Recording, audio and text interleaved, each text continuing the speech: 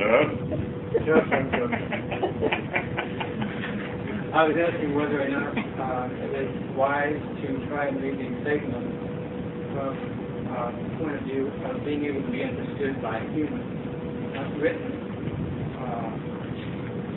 from an Excel point of view, but trying to understand it from where a human might be.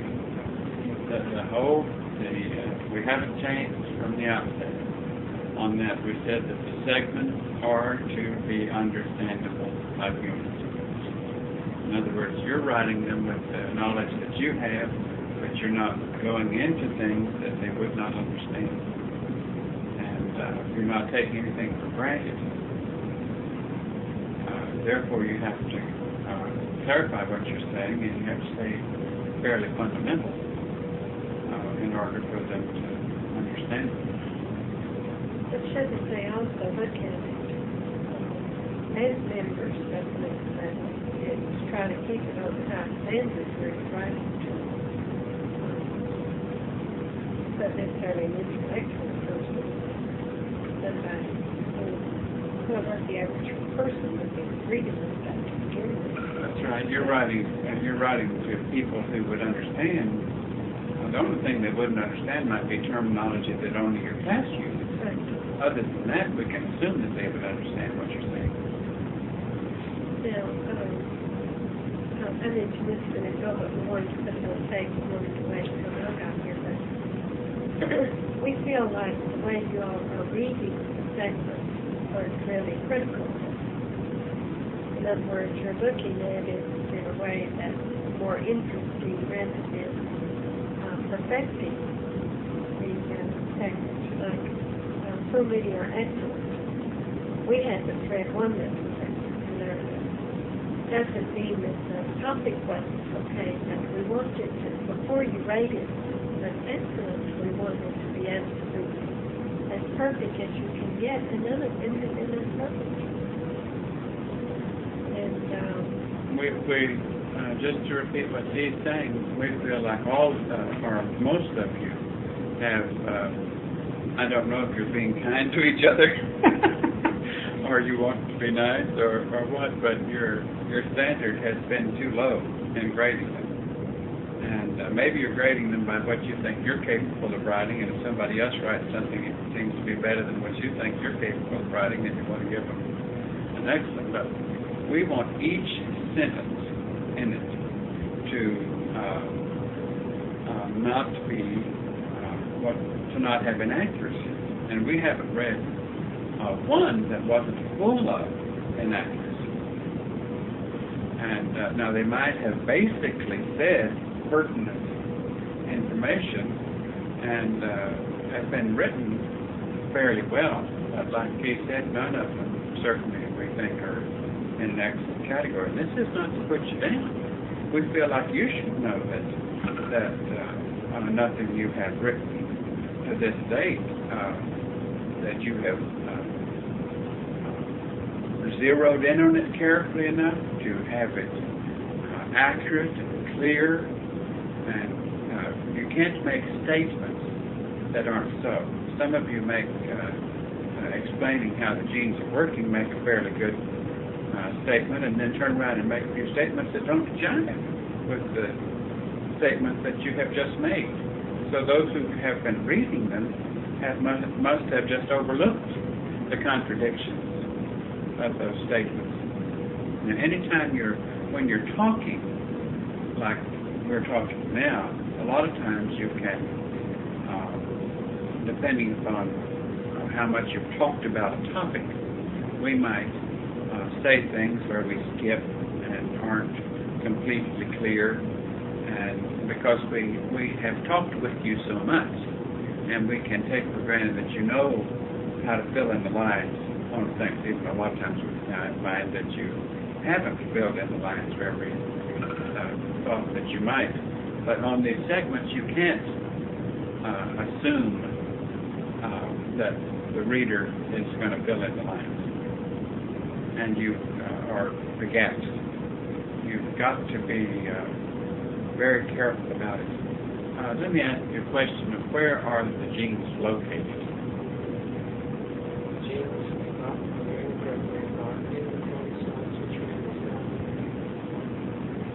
What cells? all the stuff. Where did you get this? Just from what I picked up from reading From reading it where? magazines. Or anything else? Any other sources? Say that again, everyone, so they can hear you on the microphone, because I want to hear, see if you all agree. Rhodey says that genes are located where? Genes are themselves well, the chromosome contains the gene that I explained earlier. Genes are on the chromosome. The collection of genes makes up the chromosome. The chromosomes are in the nucleus of the cell. And every cell in your body has a nucleus. Every cell in your body has chromosomes. Every cell in your body has genes. Is that my understanding? Anybody different? I I don't know. Mayor Rose, run over there and turn the AC off for a few minutes so we won't have that much background noise. Anybody differ from that? Or have anything to add to that? Are those cells with nucleuses and chromosomes and genes also in the blood?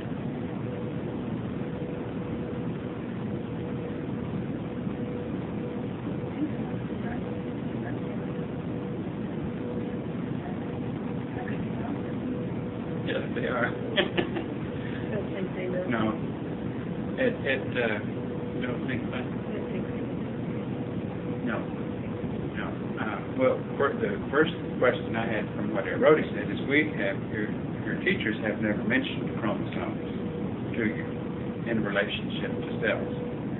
But what Rhodey said about the location, what we did tell you is that there were genes in the cells, which is true. And of course there are chromosomes in the cells, and in the chromosomes are genes. How many chromosomes in a cell? Well, I think No. Anybody know? No. well, you have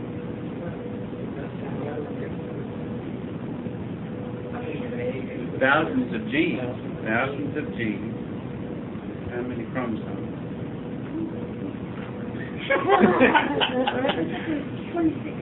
23 pairs. 23 pairs. So how many? 46. Okay. One pair, it has to do with sex determination. Right? So then there are how many pairs that have to do with everything else? Right. So there are 23 pairs. So 22 pairs. So there are 44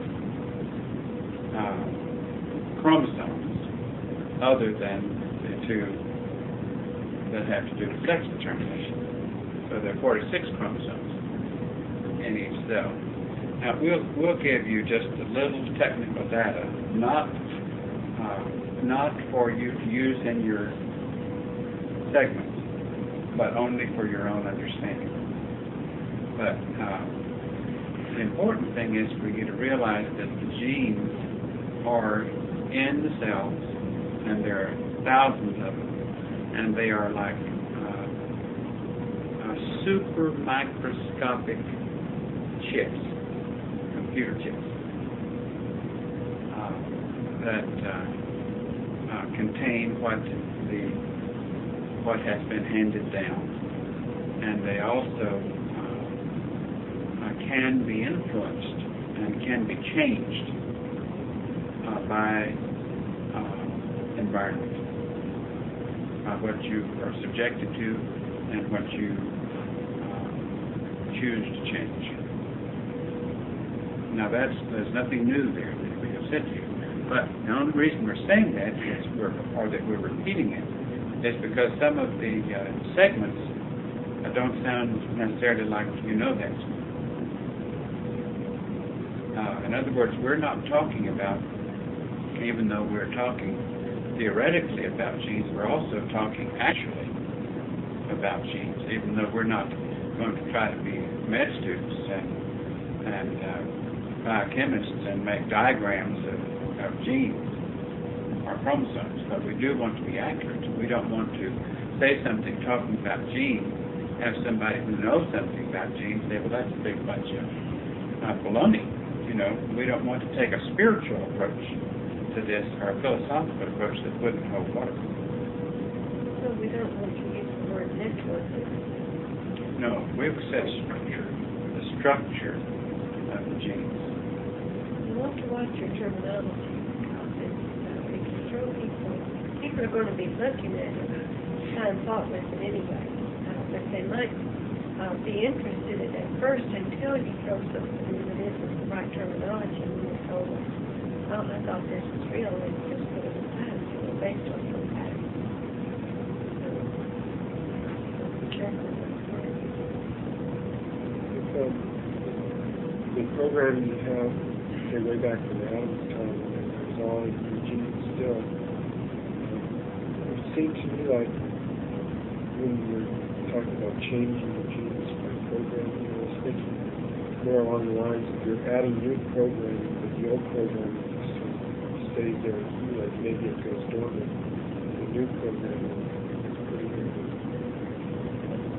But see, you're getting a little too technical there as to whether or not some of the programming that has been suppressed for so many generations or thousands of years would be even present. We don't know, and nobody knows whether it's actually there. I'm sure the next level knows whether or not the programming that has not been activated and for generations and generations, if it has not even lost any vitality. Do you follow that? So we don't really care. We're not concerning ourselves with being that technical as to whether or not some of that programming is there. That what I'm thinking about is like some of the, let's say that some of the programming might be in your vehicle that is not in this vehicle, and vice versa, in someone else's vehicle, because maybe the strain that you came from down through thousands of years has kept certain of that very beginning programming alive, where maybe his strain has not kept that alive, but has kept other strains alive. You follow that? But these are lower characteristics we're talking about. Lower characteristics which would have been really from the kingdom below before the link was removed. In other words, there's nothing missing there that you need. There's nothing missing there that would limit you from forward motion. But there might be things missing from lack of use that were originally of lower nature. That's what I was trying to understand is I want you to correct me. I think you're right. I feel like that everything you come in contact with is just recorded in your genes. But the things that are impressed to you, in other words,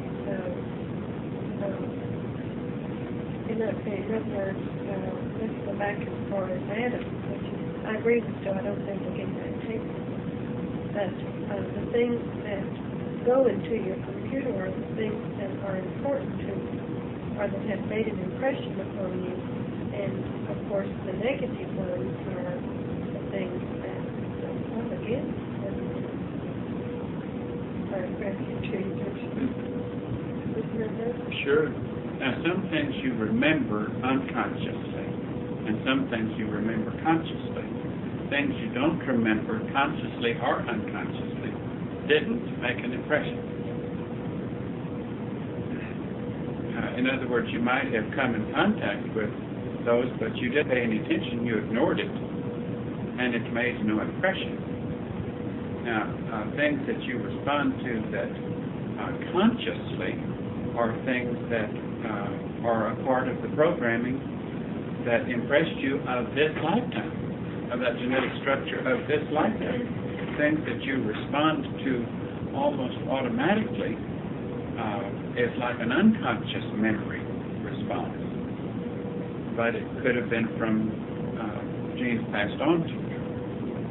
Now, combinations of things then stimulate your interest in even new things that you had not been interested in before. It's funny that the genetic, the people in biochemistry and in genetics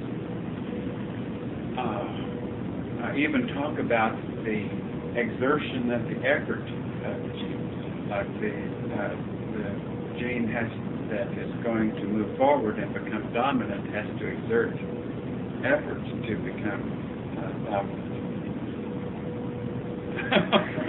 What do you think about, this is what I feel, and it'll stop me if I'm going to things don't go into your computer or into your genes immediately. In other words, you just can't drive down the street and have things go into your computer, things that you see. But it's things that you are exposed to over a period of time, and they have an effect on your life. Let's take this classroom, for instance. This classroom has continued for quite some time, and the lessons from it have slowly been into your genes, filtered into your genes. But in order to make them effective, you have to exert the effort to activate them. And this is what we have been talking to you about lately. You mean filtered into genes? The genes have been affected. They've entered into the genes. Entered into the genes, right. But you have to make a conscious effort to activate them. It's like, let's say, the subconscious mind, or the sleep learning stuff, that you've heard about. If you read it, if you listen to the tape, like when you're asleep, and you don't do anything in the daytime, as I studied it, then it would take you a long time for it to have any effect on you. But over a period of time, even if you didn't study in the daytime, it would have an effect on you. But then again, it would only be in your subconscious mind. You wouldn't be able to activate that automatically. In other words, you would have to activate it on, let's say you're trying to teach yourself French when you're asleep. If you've ever spoke French in the daytime when you were awake, you would never activate that lesson that you studied while you were asleep. In other words, you wouldn't automatically just start speaking French. You would be able to read French and understand it better because of the lessons that you were studying while you were asleep. Repetition. What you think is twofold? Repetition over a period of time and those things that make a tremendous impact on you. In other words, if you have an experience that was a very strong impact on you, it would get a strong imprint. Like you may have experienced something just once in your life, but it was such a strong thing that you can recall it like that. In order to recall it, it has to be recorded in your genes. Because any time you try to remember something, you're playing back recording from your genes. You're tuning into the memory bank of your genes.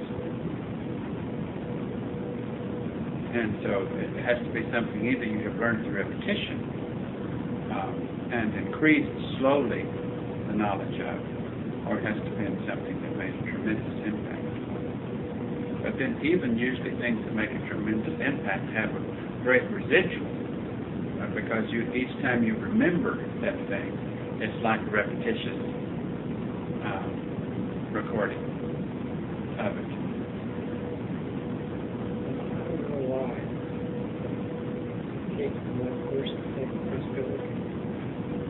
Every time I sit down to work, what I've written so far. And 9 times out of 10, I'm just about completely started over. I've gotten to a point now where I think I've gotten the introduction that might be acceptable, although I felt that way before and we did it all over. It seems like I can't write the next paragraph until I have a clear understanding in my own life of what it was. Well, you've got to go ahead.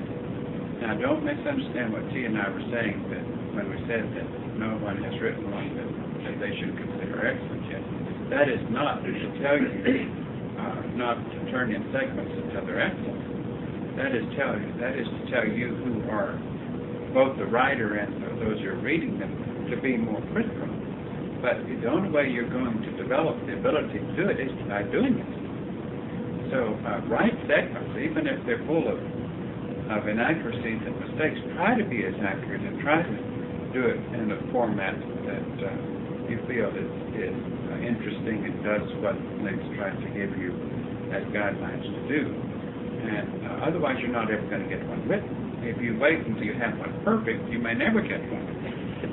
So keep writing them, and each time they'll be better.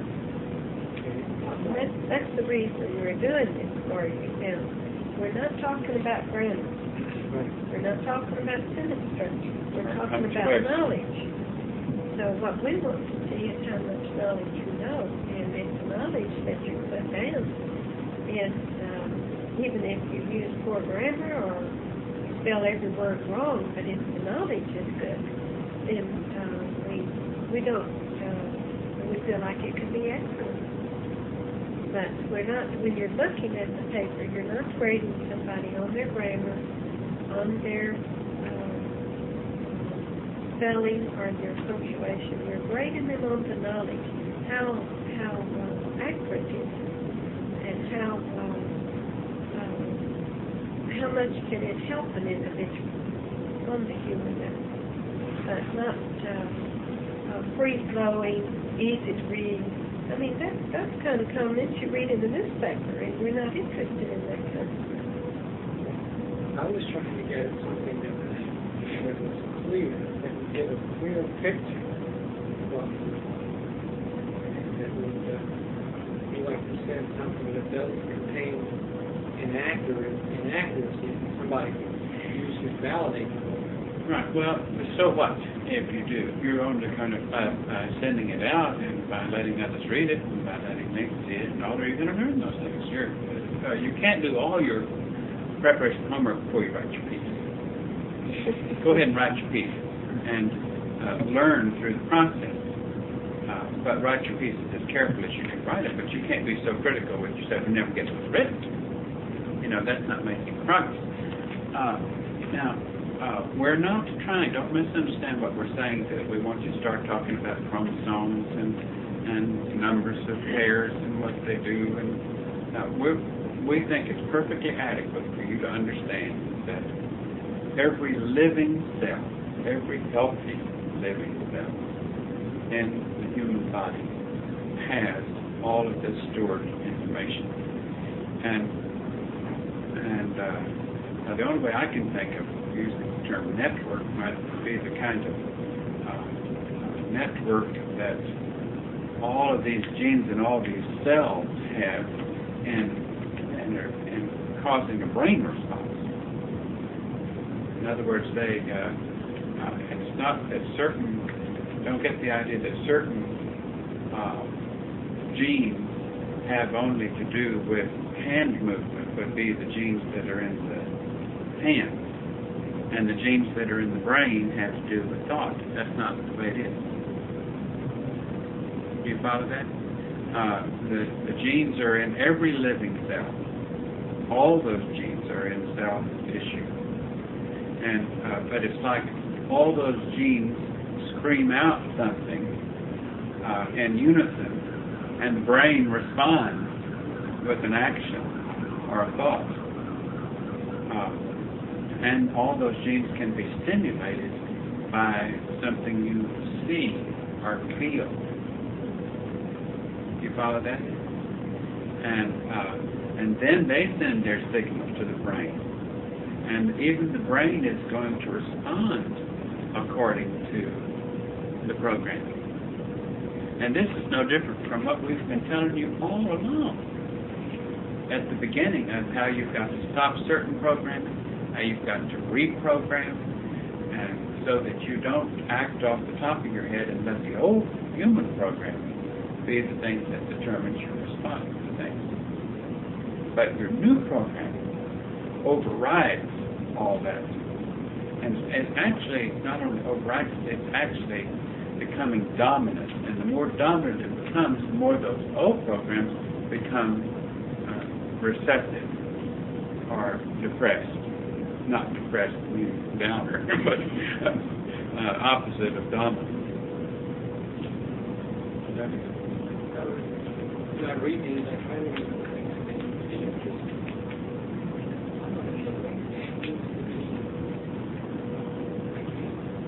The interesting flag with their quite long. I was wondering if you can guidelines. Well, we said we didn't want them too long, and some of them are too long, but the length doesn't have anything to do with interest. Somebody writes something very long and you can't understand it, put it down, it can hold your interest to the end. And somebody writes something very short that's boring in the end. So length has nothing to do with boring. But we did ask you to limit, I thought we said to nothing more than 3 or 4 pages or something like that, 4 or 5 pages. Right?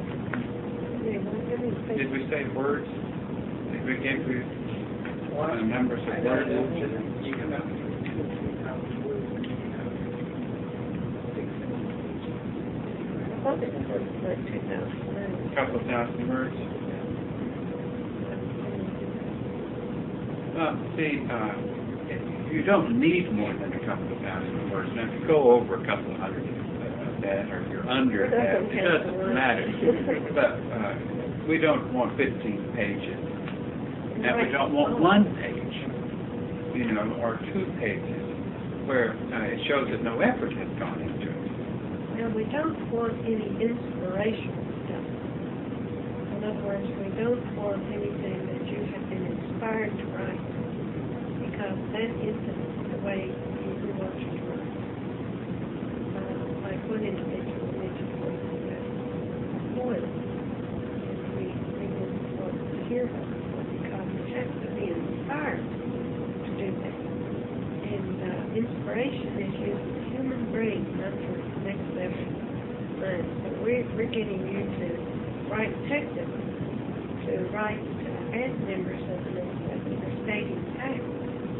You're not writing something that's flowered up by for a human. Or you do want to write where a human will be interested. And if they're interested in technology, then they will be interested in it.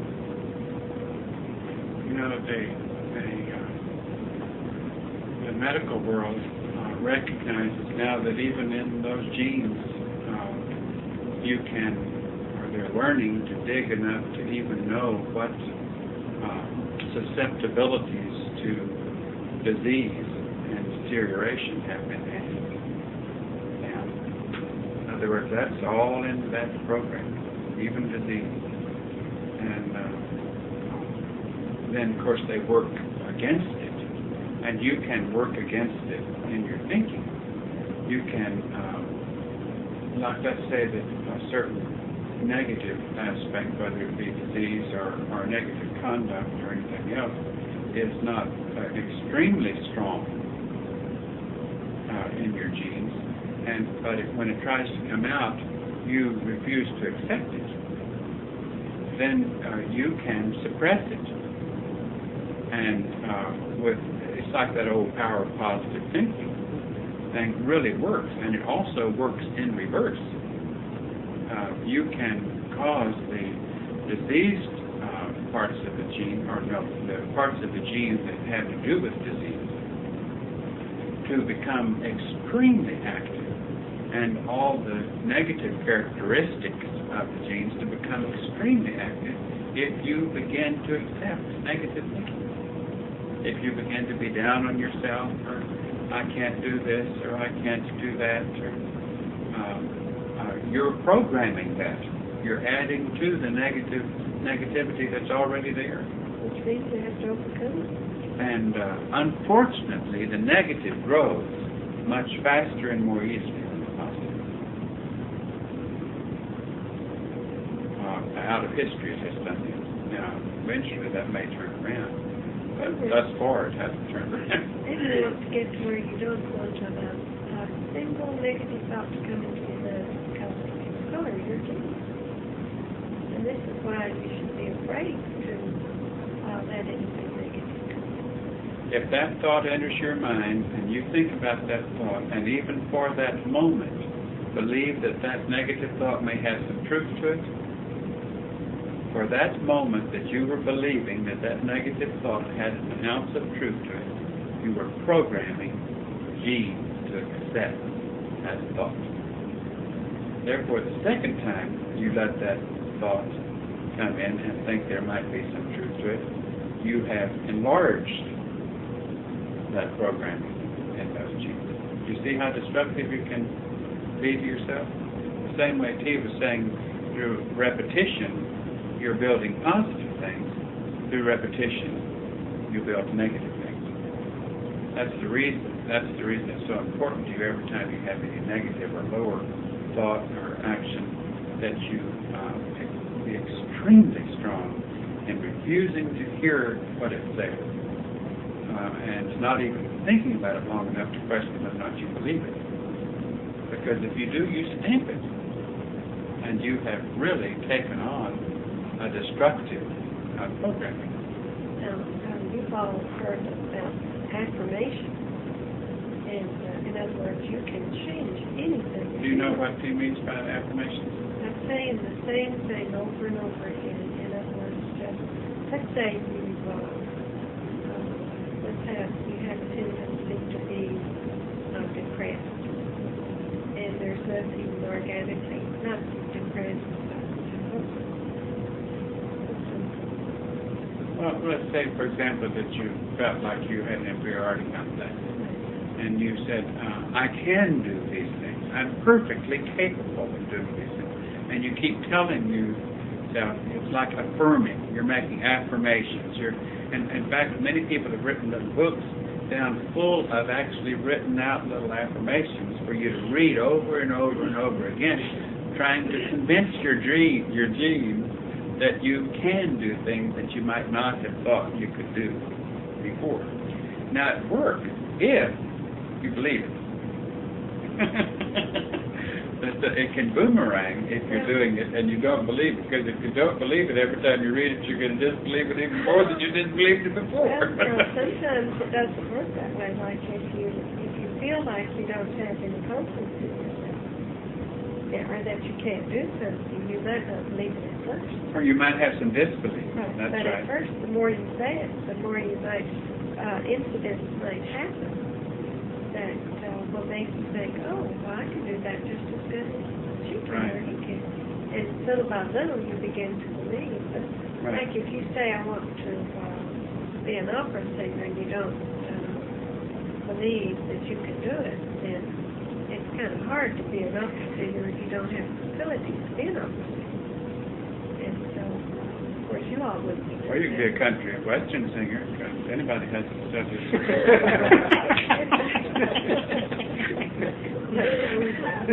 If you have a good enough nasal plant. See if I understood when you were talking about the genes in the cell. Every cell has all the programming. Each cell is identical in its programming. That's It's right. already the programming. That's if the for gene each is, cell. if the cell is healthy. The cell has all that programming. Now, you talk about super microscopic, and there are thousands of those in there. I was thinking, I don't know what you talked about, but I thought that humans believe that like your brain, you only use like 10% of it because all these capacity for memory banks that is unused. I guess I was thinking that it would be like unused, unrecorded genes, but genes are throughout your whole cell. No, it isn't unrecorded genes, but it's like it's a bank where the genes can function. In other words, can be put into practice. You're talking about the parts of the brain that are unused. They are storehouses, those parts. They are memory storehouses where the genes can make recordings. In other words, but they only can record if you have gone through the motion. You have either had the thought or you have done the action. But it doesn't mean that the record is only in the brain. The brain is just the mechanism that accepted the recording and permitted you to do or think or to act in the way that the gene was responding. Am I getting confused? Am I confusing you? I'd like to say something more about the affirmation. Let's say that you have a tendency to be tired and you want to change that. And you say, when you first begin to feel tiredness coming on, then you will say, I am not tired. I do not feel tiredness. I am I'm full of energy and whatever else comes into your mind. But then your mind, your brain comes in and says, hold it, darn well you're tired, so why don't you believe it? But that kind of, why try to change it? Now, what you want to do is stop that negativeness, and every time you feel yourself, that first indication of being tired, then you want to immediately change the juxtaposition to be a positive. Now, this is how it kind of works. In other words, if you give into the tiredness, you are building more tired genes, and it would be harder to get. Yes, because if you're accepting I'm tired and you believe it, then you're programming I'm tired. And this is true. This is the case. And over a period of time, it will be more and more difficult to overcome the tiredness. It's like, I can't do something. You don't ever want to say, I cannot do something. Unless it's like driving a car, you really can't drive a car. You don't want to try to drive it if you don't know how. In other words, there's an extreme. But you should know that you can drive a car if you had the lessons and opportunity to be taught. It's certainly something you could do. You wouldn't do any maintenance on a car unless you had instructions and knew how to do it. That's not what we're talking about. We're talking about the things that you want to include within yourself. Let's say that you have a feeling, one of the common things that we have to say, and I'm going to be direct because I feel like it helps. We feel like there's a lot of thoughts against individuals that like freedom. In other words, we feel like there's a lot of jealousy. However, we don't feel it from a lot of people, but we do know that some people are still fighting it all or engaging in thoughts. Now, and they may not even be aware themselves of it, but they should begin to be aware. So much so that, in other words, let me give you an example. Let's say that you're in the lab and you talk about something that a Fat-3 person, and a Fat-3 person is just within earshot, and you talk about something that the Fat-3 person did not do. Now, in my mind, that is a negative thought that is directed at the Fat-3 person. Now, if the first time you have a thought like that, what can you do about it? You can stop that negative thought immediately and not even express it, but think how much Fat-3 people do in order to help people and to help the crowd and everything. You see what we're saying? This is how we want you to use it. Let's say in a human life, let's say that husband and wife are in conflict and little children, they have a family, and they stick together because they think that it's best for the family. Well, how do you stop a family conflict from the very beginning.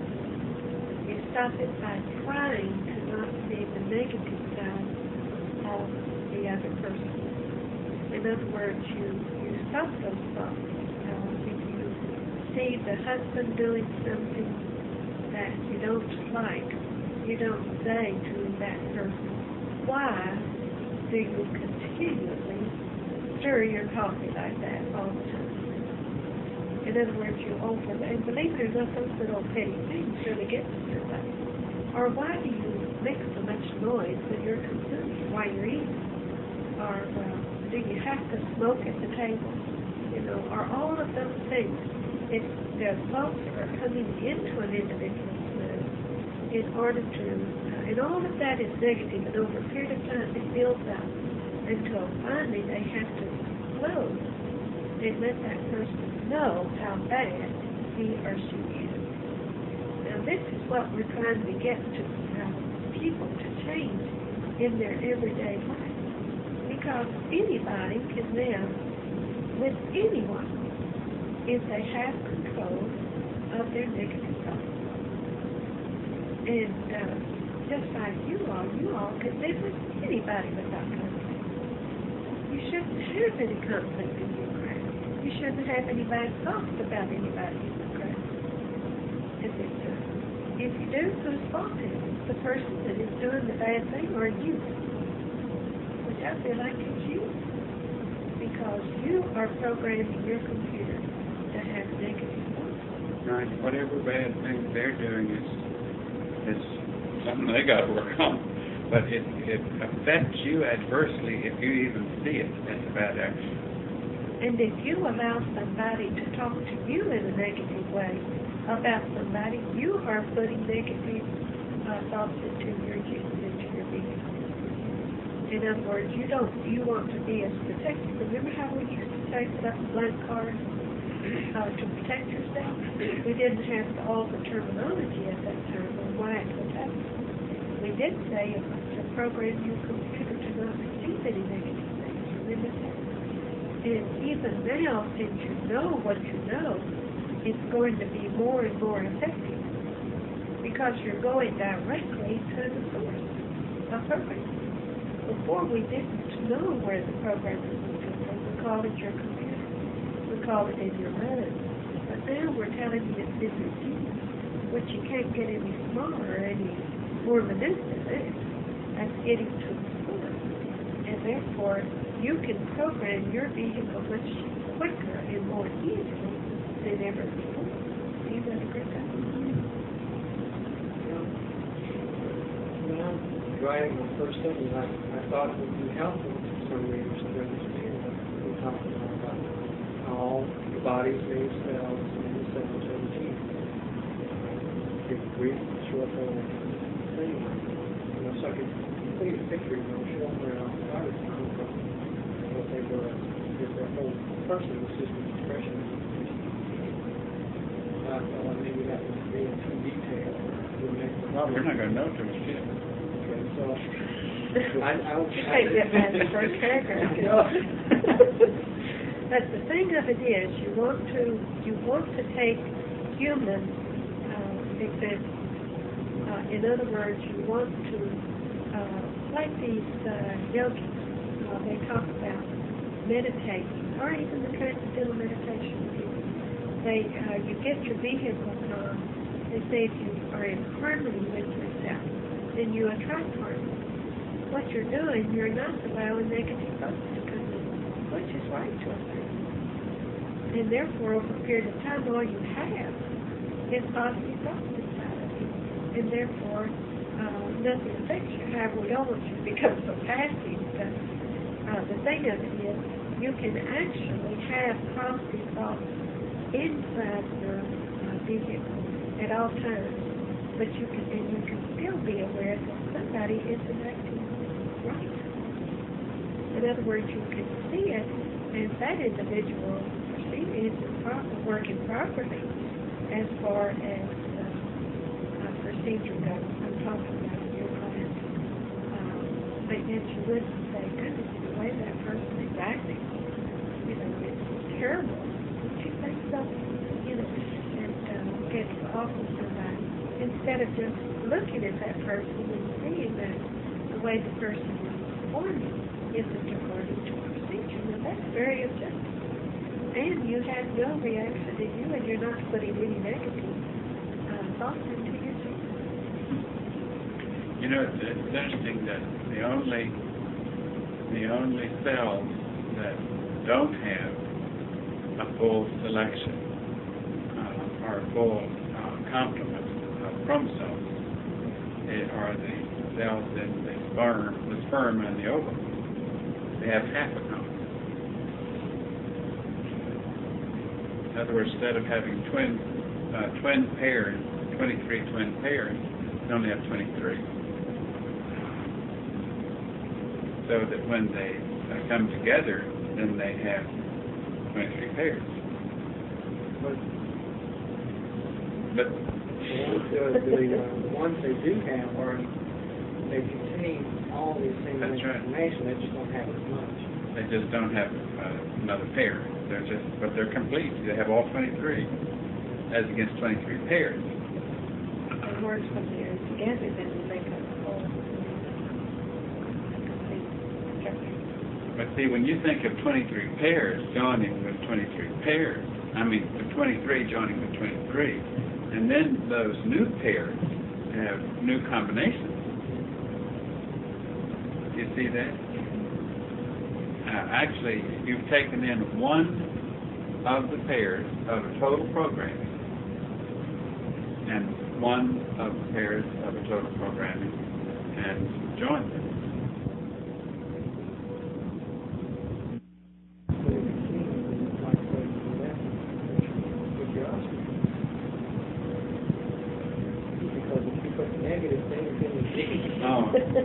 Then further down the line, you could have a child or an offspring that turns out to be a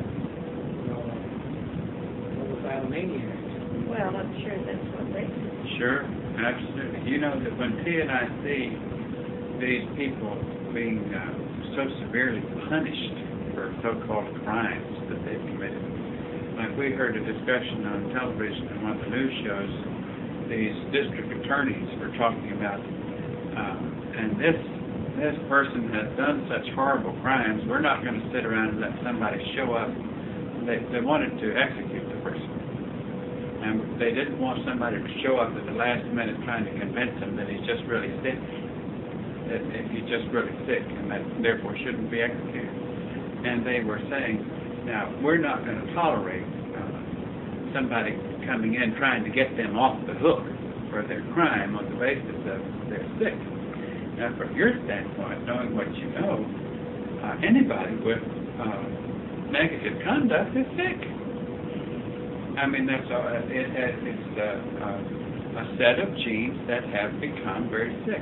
Now, you could have say that you had a lot of negativity in your genes, but you also had some strong element there to suppress or to control that.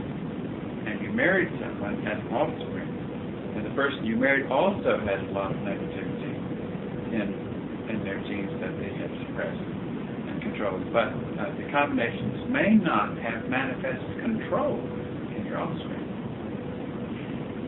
And yet the negativity could come out so that you could say, I can't imagine how we had something like that that was as horrible as that.